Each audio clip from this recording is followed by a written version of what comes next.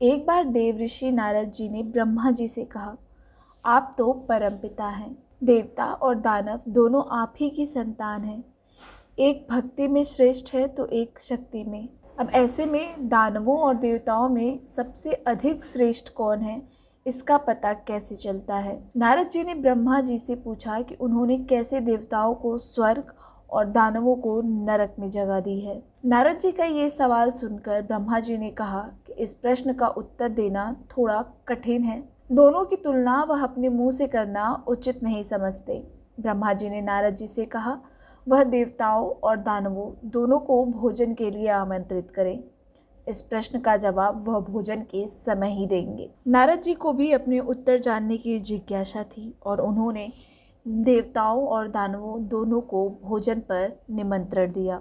सबसे पहले दानव ब्रह्मलोक पहुंच गए। ब्रह्मा जी ने भोजन शुरू करने के लिए कहा। दानवों को भोजन परोसे जाने लगा। तभी ब्रह्मा जी ने कहा कि दानव अब भोजन शुरू कर सकते हैं, मगर उनके सामने मैं एक शर्त रखना चाहता हूँ, और वो शर्त ये है कि असुरों का हाथ अब कोहनी से नहीं मुड़ पाएगा। इसी स्थिति में उन्हें खाना पड़ेगा। इस पर पूरी दानव सेना हैरान रह गई। किसी ने थाली में मुंह लगाकर खाना शुरू कर दिया तो किसी ने हवा में खाना को उछालकर खाने का प्रयास किया, मगर कोई सफल नहीं हो पाया।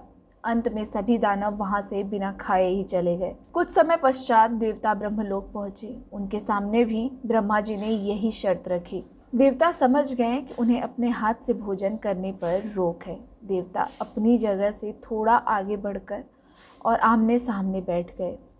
आमने सामने बैठकर एक देवता ने दूसरे देवताओं को खाना खिलाने लगे। ऐसे ही सभी देवताओं ने एक दूसरे को बिना किसी परेशानी के खाना खिलाया। इस तरह बिना हाथ मोड़े उन सभी ने भोजन कर लिया।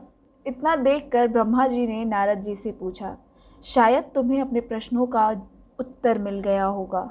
नारद जी मुस्कुराए और उन्होंने हाथ जोड़कर कहा, अब मैं देवता और दानवों का फर्क समझ चुका हूँ। क्यों देवता दानवों से श्रेष्ठ है, इसका भी उत्तर मुझे भली भांति मिल गया है।